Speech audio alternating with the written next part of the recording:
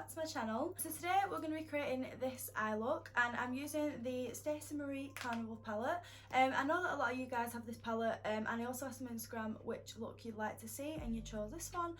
This look is entirely using this palette, so it's quite a good look for a beginner, or if you wanted to do like a colourful look but you don't really have like loads of pigments or loads of different eyeshadows, blah blah blah. You can do it all with this palette. So I guess if you want to know how I create this eye look, then please keep watching. So to start off with, I've already set my eye base. This is with the Pears base in the shade 2, which is also Rumour.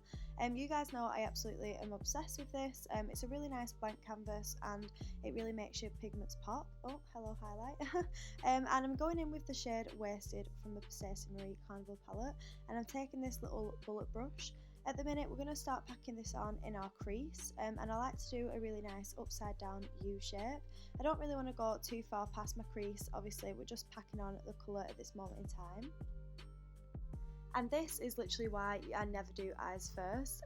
You can see all the pigment that's fallen out, but don't worry, I touch it up later on. But yeah, at this point you just really want to pack that colour on, get it really intense, and then I do small circular motions later on. I'm just jumping onto the other eye just to show you again what I'm doing, so really keeping that nice U shape and really packing the colour on. This is what's going to give you that really intense colour. Now taking a small little tapered brush, and we're taking the colour Lit from the palette. This is a really nice vibrant orange shade. Purple and orange seem to be quite hard to blend, but to be fair, if you use this technique, I think any colours blend. So I like to pack the colour right on top of the edge of the previous colour, so we're going to pack the orange onto the purple. And I like to do like a window washing motion side to side and really small circles. At this point I wouldn't recommend big buffing circles. This is why I like using this really small brush, because you can be really precise. But yeah, I go back and forth and small circles. And a really good tip with blending, I like to blend in towards the pupil, especially if you're doing this like circle shape. If you're doing a blown out look, you would blend away, but as you can see, I'm going side to side and I'm blending in towards the pupil and on the outside, keeping it really nice and neat and not blowing it out too much. This is just the shape that I find really suits my eyes. Taking that Morphe brush and taking the shade Keen, which is like a really nice yellow. We're going to be packing this on the outside of that orangey pinky colour that it's merged into now. This is going to bring the orange back with the yellow on top of it, and again doing small circular motions, and we're just really buffing this over the top of the colour and blending the two together. I do still want that yellow gradient though, so I'm making sure to blend the two together, but we'll go back in with the yellow in a minute.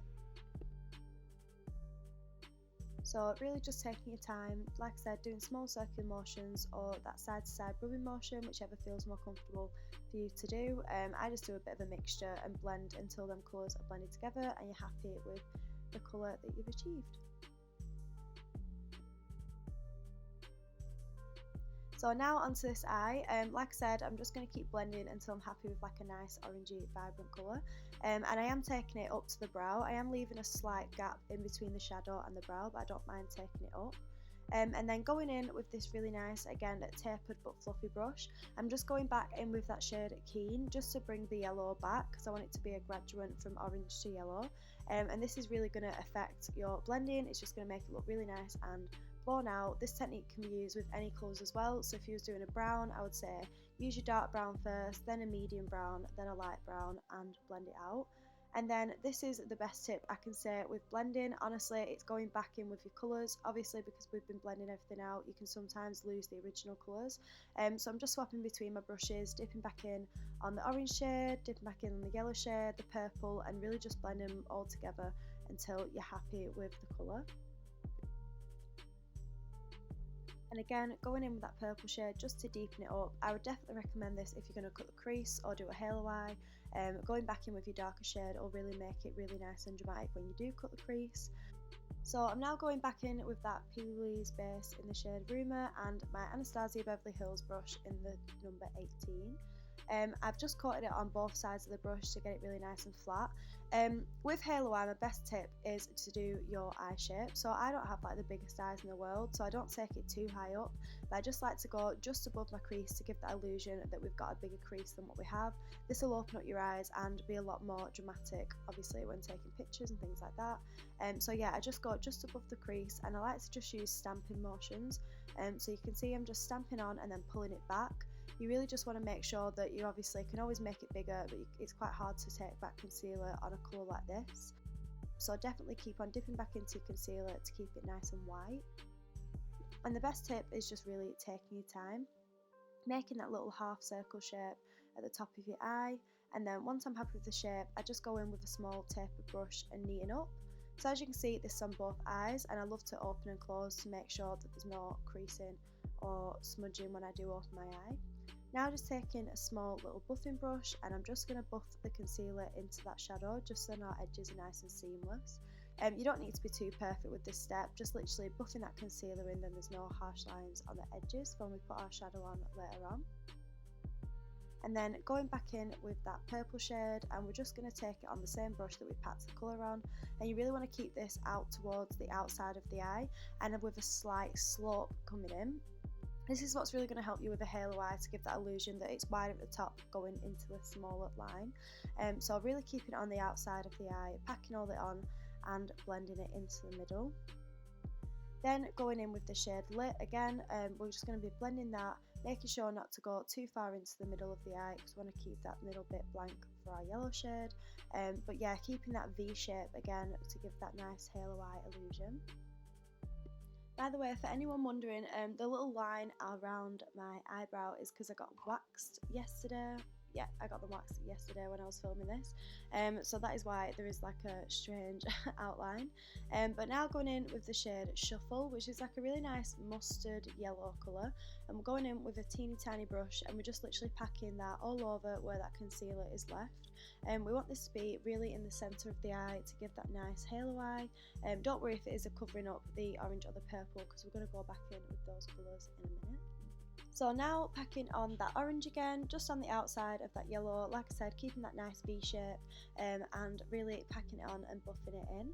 Don't worry again if it's blending out the purple, because we're going to pack that purple on again in a sec.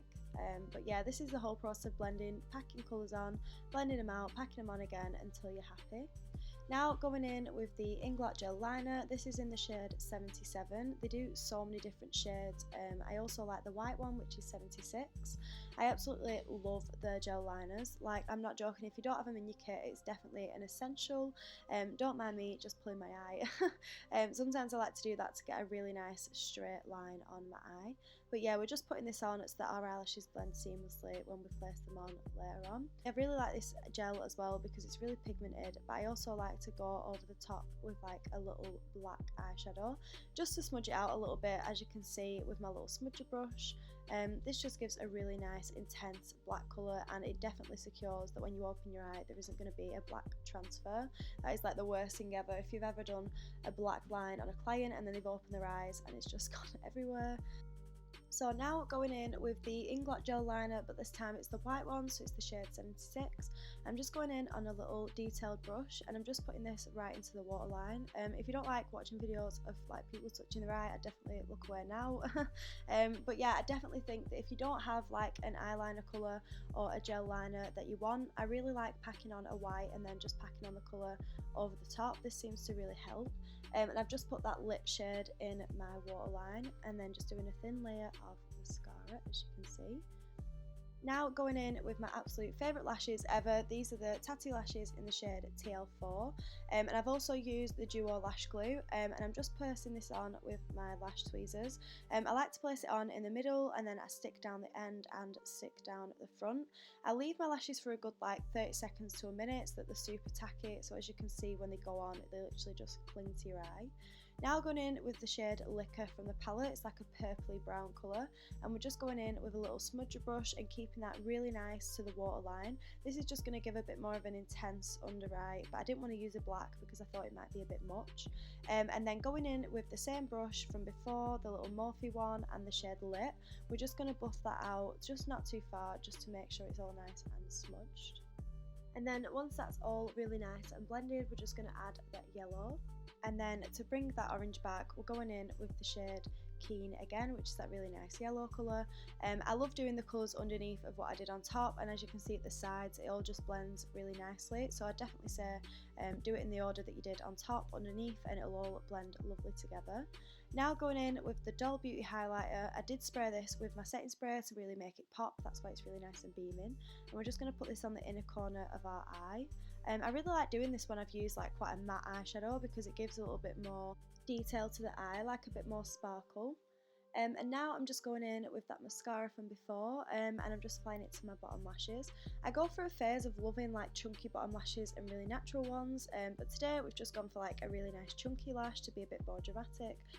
And then off camera I just sprayed my face with some setting spray, and this is the finished look. I really hope you liked this tutorial. If you did, please give this video a big thumbs up and subscribe if you haven't already, and leave a comment in the comment section of any more looks you'd like me to do or talk through, things like that. And yeah, I will see you next week with another one. Bye!